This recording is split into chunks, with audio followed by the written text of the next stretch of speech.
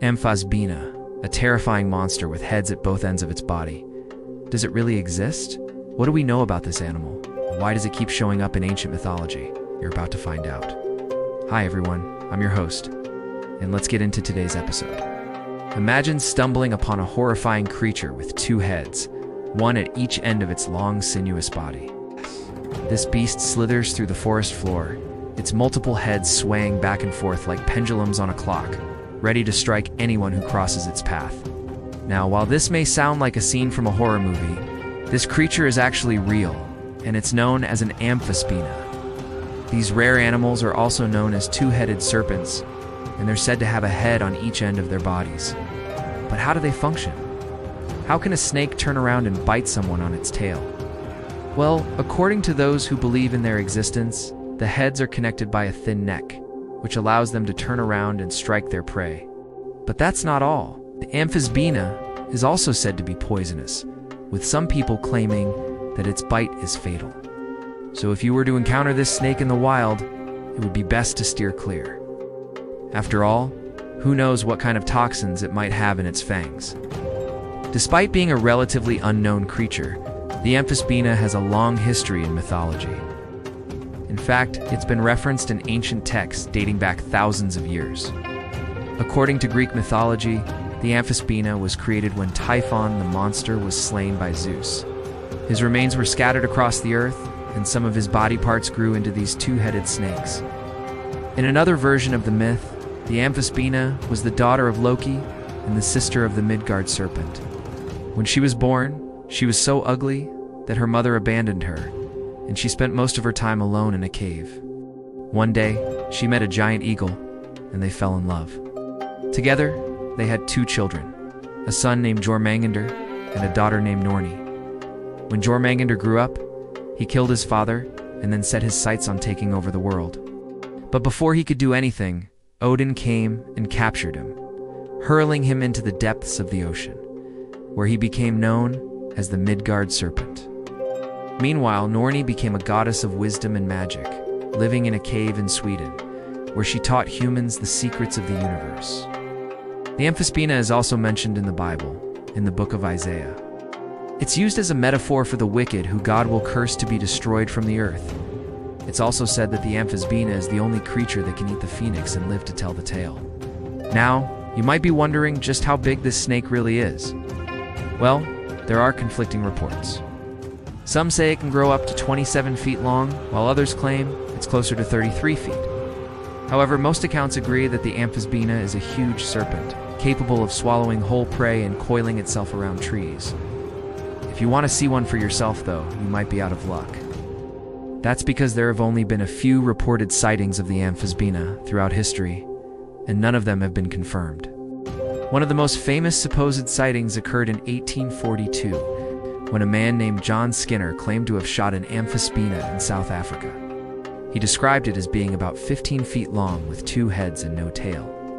However, the validity of his story has been questioned by some, who believe he may have actually shot a reticulated python that had consumed another snake. Another supposed sighting occurred in 1957 when a hunter named Juan de Dios Rodas claimed to have killed an Amphisbaena in the Venezuelan jungle. He described it as having reddish-brown heads and a black body. However, there's no physical evidence to support his story, and many believe he was either mistaken or lying. Despite the lack of concrete evidence, some people still believe that the Amphisbaena is out there waiting to be discovered. They argue that just because we haven't found one yet doesn't mean they don't exist. After all, there are plenty of animals in the world that were once considered mythical, but are now proven to be real. If you're still skeptical, though, there are plenty of people who believe the Amphisbaena is nothing more than a figment of our imagination.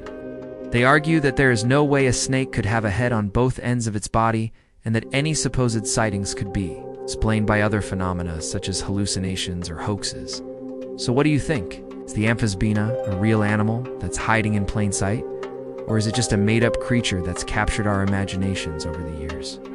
Let me know in the comments below. Now, the reason why there is so much debate surrounding the Amphisbaena is that there are very few confirmed sightings and no physical evidence to support its existence.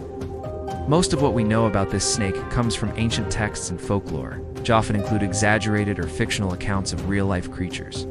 For example, the Greek poet Stasinus wrote about the Amphisbaena in the 6th century BC and described it as having the ability to spit venom from its mouth. However, there's no scientific evidence to suggest that any snake species can do this. Similarly, the biblical account of the Amphisbaena may be a metaphorical or symbolic representation of evil rather than a literal description of a physical creature. Some researchers believe that the Amphisbaena may have been based on a real animal called the two-headed turtle, which has been documented in various cultures throughout history. However, there have only been a few confirmed cases of this genetic abnormality occurring in turtles, and it's not clear whether or not a similar mutation could occur in snakes. Despite the lack of concrete evidence, some people believe that the Amphisbaena is more than just a mythical creature.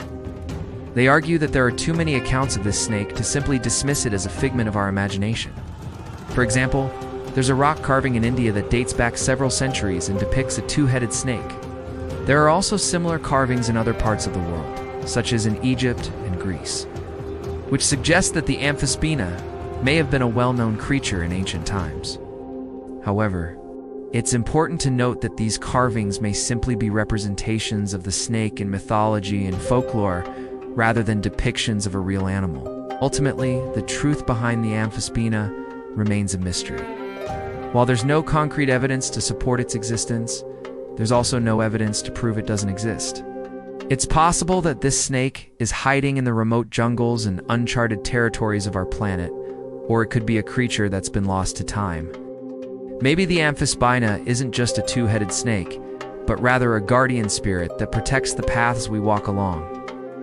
As we navigate the twists and turns of life, we must be careful not to disturb these powerful beings, lest we incur their wrath.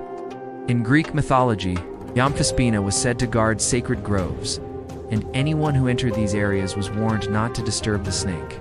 If they did, the Amphisbaena would coil itself around their legs and drag them down into the earth, never to be seen again.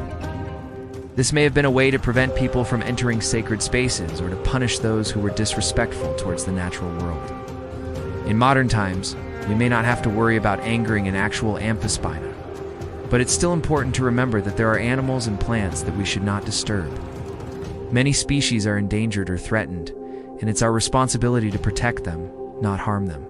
Perhaps the stories of the Amphisbaena serve as a reminder that we should be respectful towards all living things, even if they may seem strange or unfamiliar. Who knows, maybe one day we will discover that these creatures are real, and that they've been living among us all along. What do you think? Is the Amphisbaena a real animal that exists in our world, or is it a figment of our imagination? Do you believe it's a mythical guardian of sacred paths? Let me know your thoughts in the comments below. Thanks for joining me on today's episode. If you enjoyed the show, don't forget to hit the subscribe button so you never miss an episode, and be sure to leave a like. I'll see you next time.